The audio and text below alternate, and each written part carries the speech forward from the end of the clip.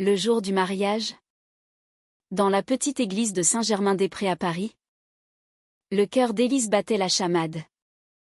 Elle se tenait là, face à Camille, leurs regards entrelacés comme des promesses éternelles. Quand le pasteur, un homme âgé au visage ridé par les ans, s'arrêta net au milieu de sa bénédiction.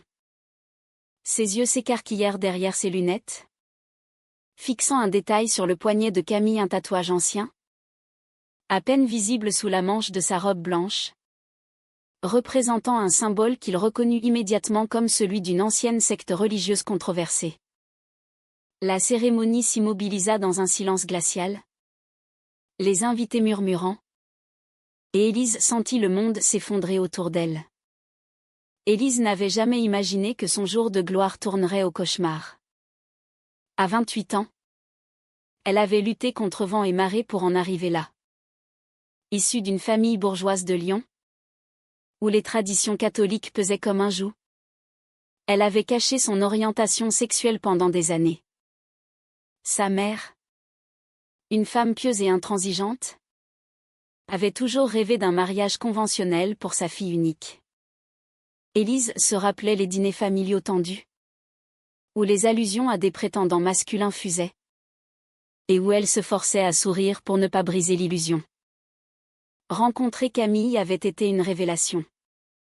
À 32 ans, Camille était une artiste peintre vivant à Montmartre. Libre et assumée, avec une énergie qui avait balayé les doutes d'Élise. Leur amour s'était épanoui en secret, puis publiquement, défiant les regards obliques des passants dans les rues de Paris. Mais ce tatouage, Élise l'avait vu des centaines de fois. Un simple motif géométrique qu'elle prenait pour un vestige de la jeunesse rebelle de Camille. Jamais elle n'avait interrogé plus avant. Le pasteur, un ancien missionnaire ayant croisé cette secte en Afrique, insista pour une pause immédiate. Ce symbole est lié à des pratiques interdites par l'Église, murmura-t-il à Élise, l'attirant à l'écart. Les invités, un mélange d'amis progressistes et de familles conservatrices, commencèrent à s'agiter. La mère d'Élise, assise au premier rang, blêmit, ses mains tremblantes serrant son chapelet. Camille, de son côté, resta figée, son visage passant de la joie à une pâleur mortelle. Élise sentit une vague de nausée l'envahir. Était-ce le début de la fin? Dans les minutes qui suivirent, le chaos s'installa. Le pasteur refusa de continuer sans explication. Camille, sous la pression, avoua à voix basse à Élise, c'était il y a des années. Une erreur de jeunesse. J'ai quitté cette groupe il y a longtemps. Mais les mots sonnaient creux aux oreilles d'Élise. Comment avait-elle pu ignorer cela? Leur relation, bâtie sur la confiance absolue, semblait soudain fissurée. Les invités murmuraient. Certains riaient nerveusement. D'autres quittaient la salle. La mère d'Élise s'approcha. Les yeux emplis de larmes accusatrices. Je t'avais prévenu. Ma fille. Ce n'est pas naturel. Élise se sentit piégée entre son amour et les attentes familiales. Elle décida, dans un sursaut de courage, de reporter la cérémonie. On rentre à la maison, dit-elle à Camille, la voix brisée. De retour dans leur appartement du Marais, l'atmosphère était lourde. Camille s'assit sur le canapé, tête baissée, tandis qu'Élise arpentait la pièce comme une lionne en cage. Pourquoi ne m'as-tu rien dit? Demanda Élise. Les larmes aux yeux. Camille expliqua, adolescente. Elle avait été attirée par une communauté spirituelle alternative, cherchant un sens à sa vie après la perte de ses parents. Le tatouage était un rite d'initiation, mais elle avait fui quand les pratiques étaient devenues extrêmes. Je pensais que c'était du passé, murmura-t-elle. Élise écoutait, le cœur serré. Elle se rappelait ses propres luttes, le coming out à 20 ans. Les disputes avec sa famille. Les amis qui s'étaient éloignés. Avait-elle été trop naïve en pensant que leur amour effacerait tout? La nuit tomba sur Paris. Et Élise ne dormit pas. Elle repensait à leur rencontre. 2 ans plus tôt.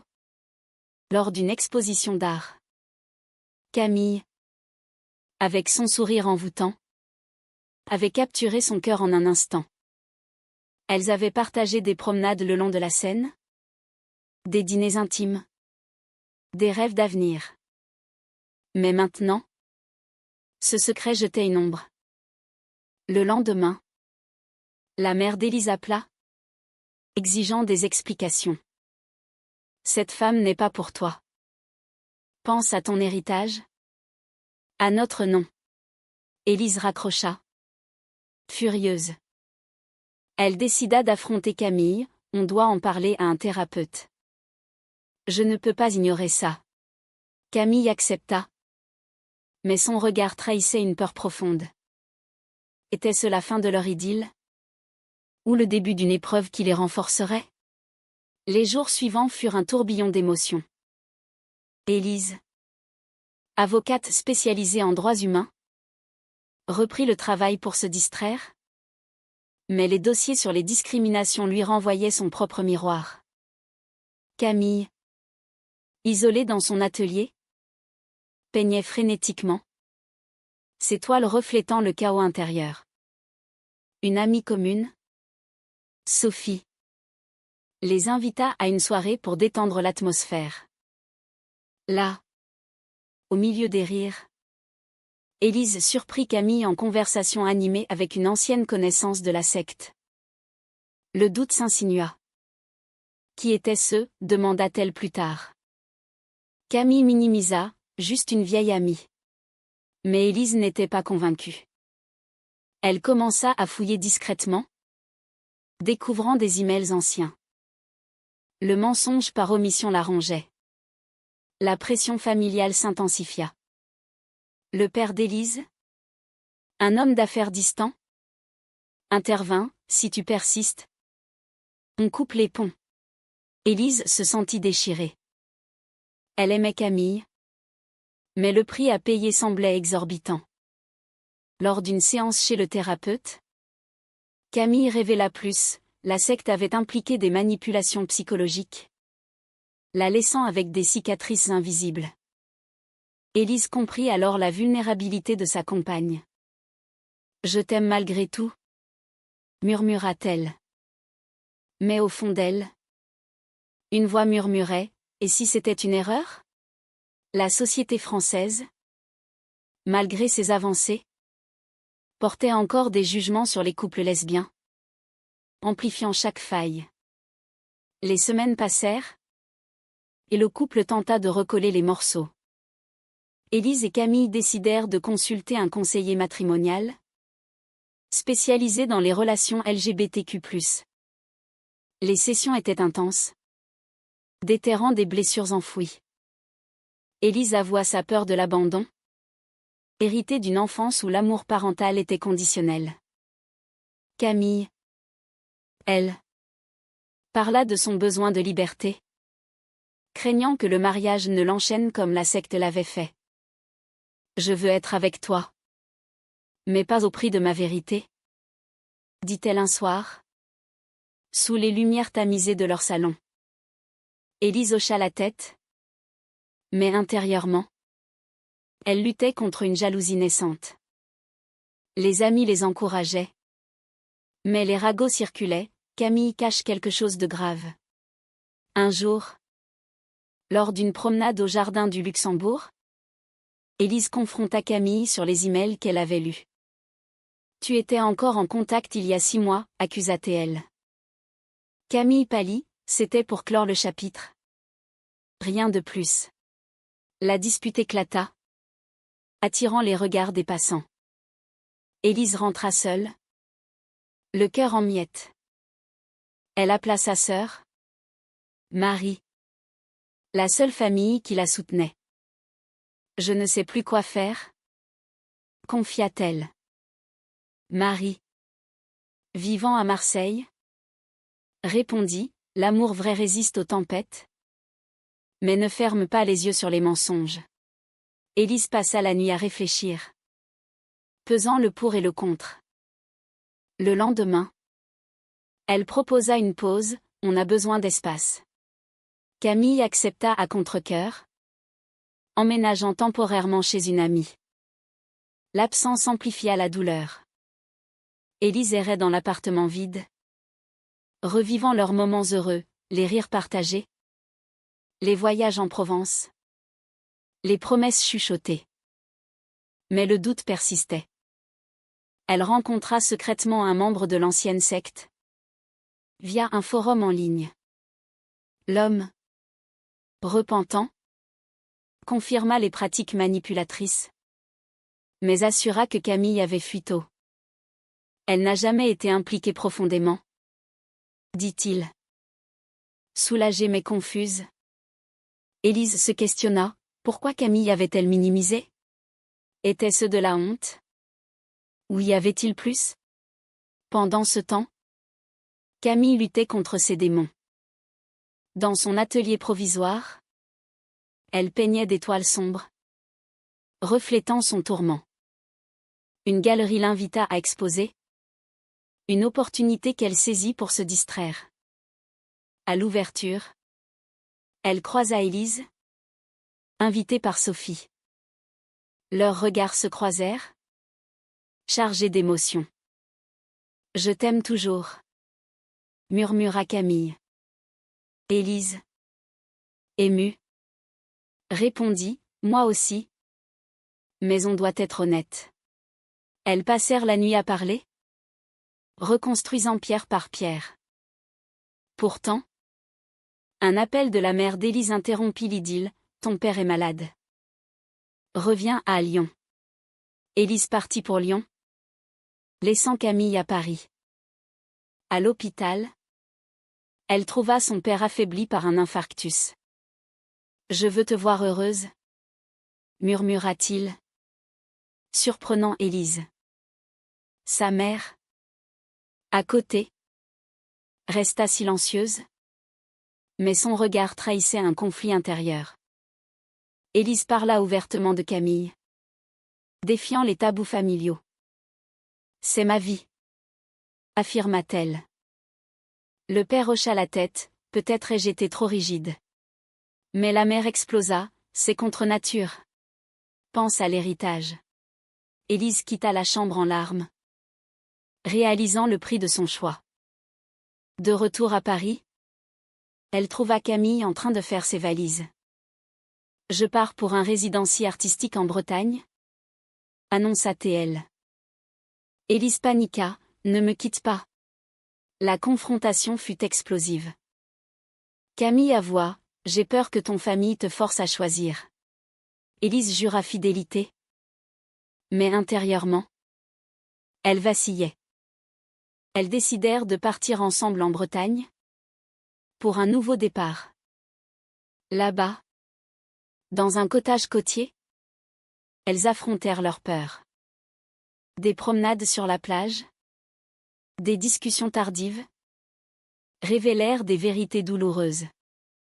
Camille confia avoir été manipulée émotionnellement dans la secte, la rendant méfiante envers les engagements. Élise admit son besoin de validation familiale, un vestige de son éducation. « On paie tous un prix pour l'amour », murmura Élise un soir, sous les étoiles. Mais le répit fut bref. Un article de presse locale mentionna la secte, ravivant les souvenirs. Camille paniqua, craignant que son passé ne ressurgisse. Élise la rassura. Mais le doute s'insinua à nouveau. De retour à Paris, elles reprirent la thérapie. Le thérapeute les encouragea à affronter les pressions sociales. Élise participa à une manifestation pour les droits LGBTQ+, sentant pour la première fois une communauté la soutenir. Camille, inspirée, intégra des thèmes de résilience dans son art.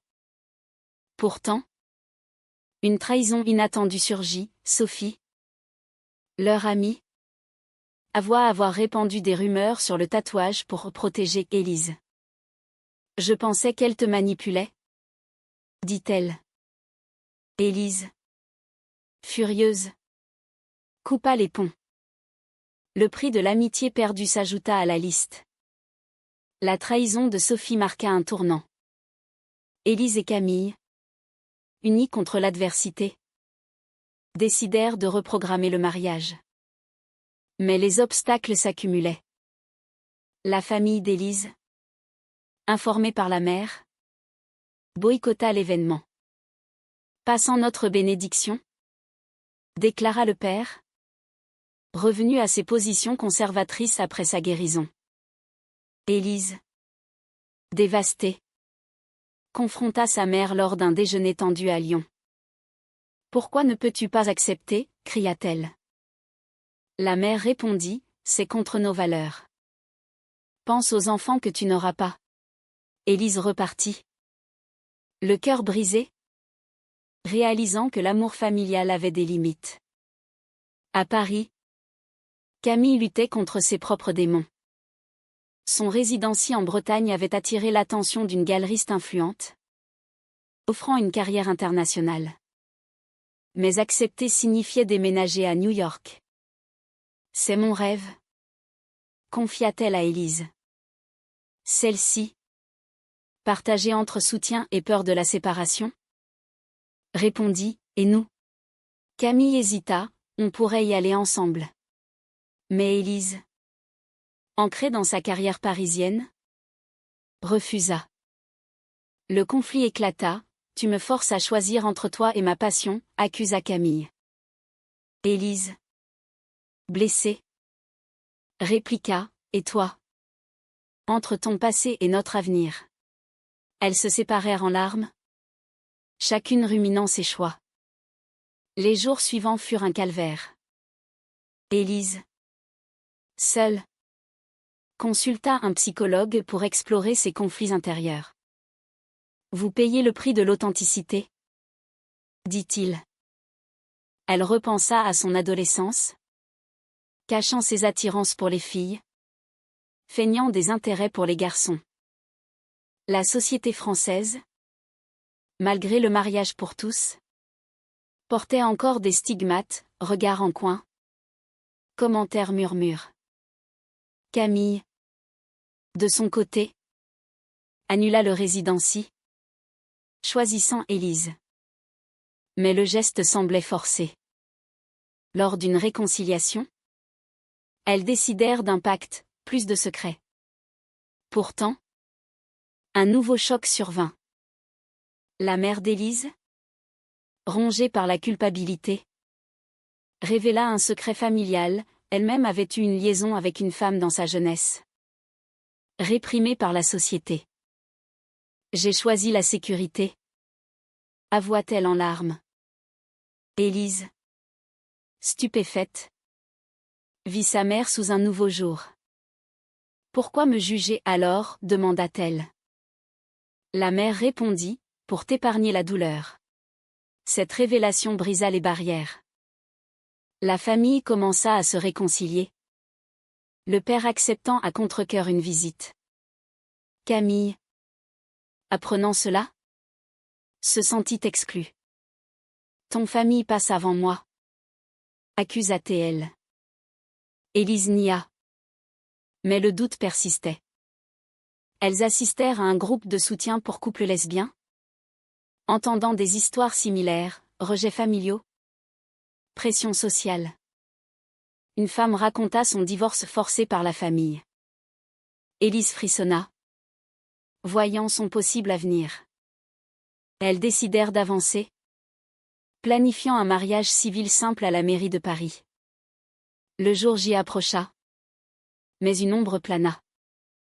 Camille reçut un appel anonyme, menaçant de révéler son passé à la presse. Paniquée, elle confia à Élise, « C'est quelqu'un de la secte. » Élise, déterminée, engagea un détective.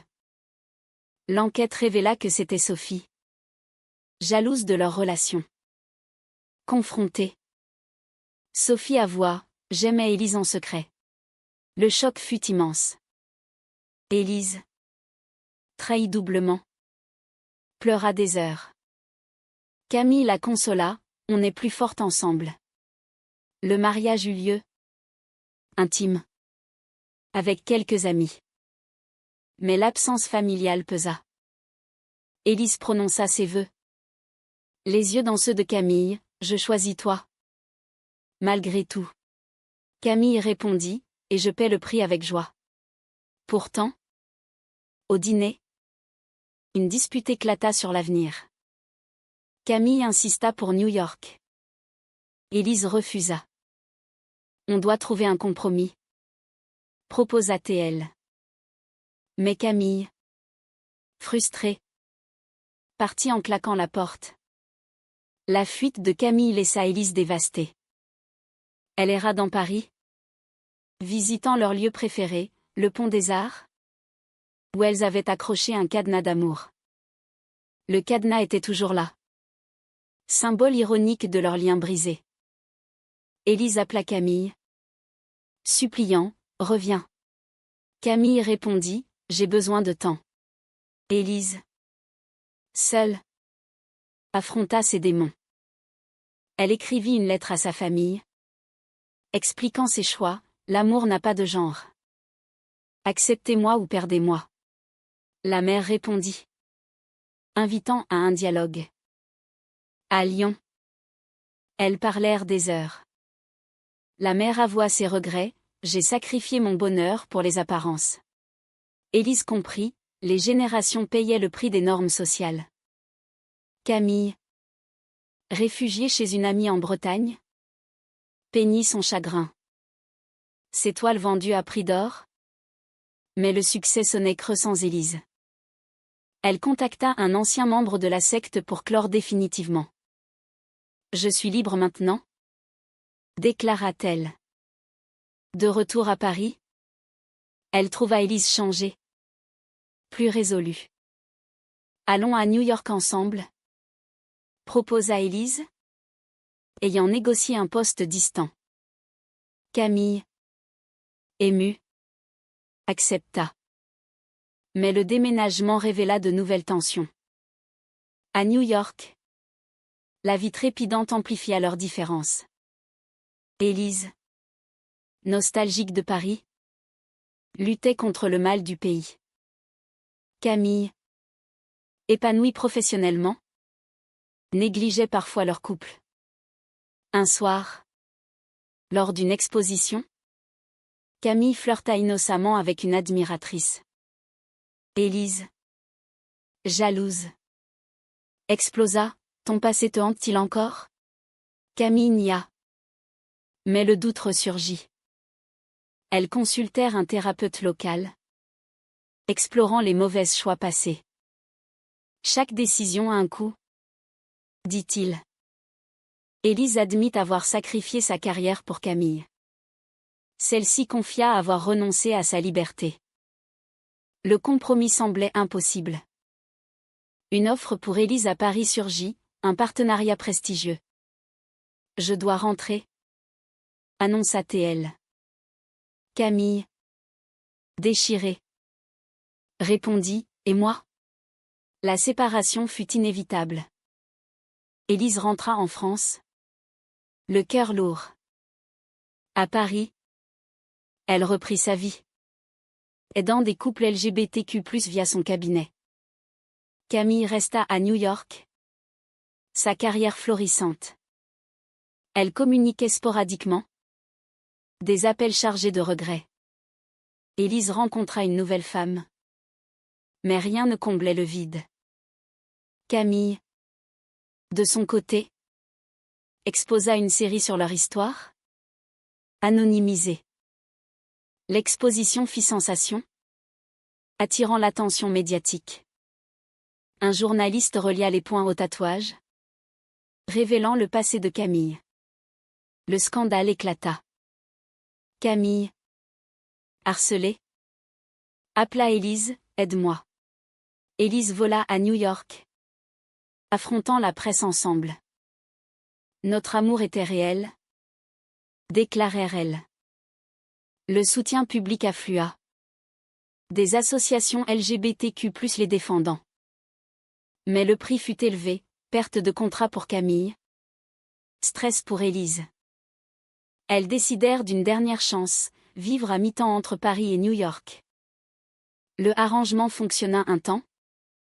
Mais les voyages usèrent leurs liens.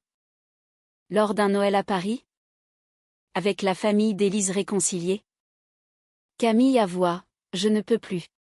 Élise, anéantie, comprit, l'amour avait été consumé par les sacrifices. Elles se séparèrent amiablement, chacune portant les cicatrices. Élise, de retour au travail, milita pour plus d'acceptation sociale. Camille, à New York, trouva la paix dans son art. Des mois plus tard, Élise reçut une invitation à une exposition de Camille à Paris. Elle hésita, mais y alla. Les toiles dépeignaient leur histoire, amour, trahison, résilience. Camille s'approcha, « Merci d'être venue. » Elles parlèrent des heures, revivant les bons moments. « On a payé cher, » murmura Élise.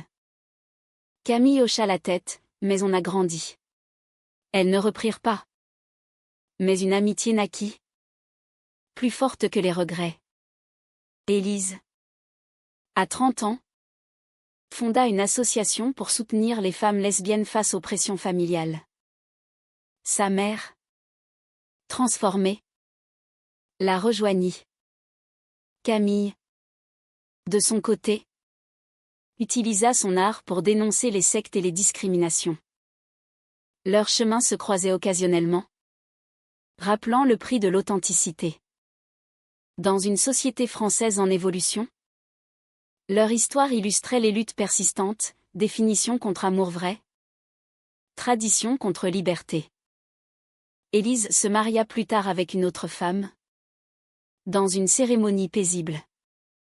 Camille resta célibataire, épanouie dans sa solitude créative. Mais la question demeurait, l'amour véritable vaut-il tous les sacrifices? Ou certaines vérités sont-elles trop lourdes à porter?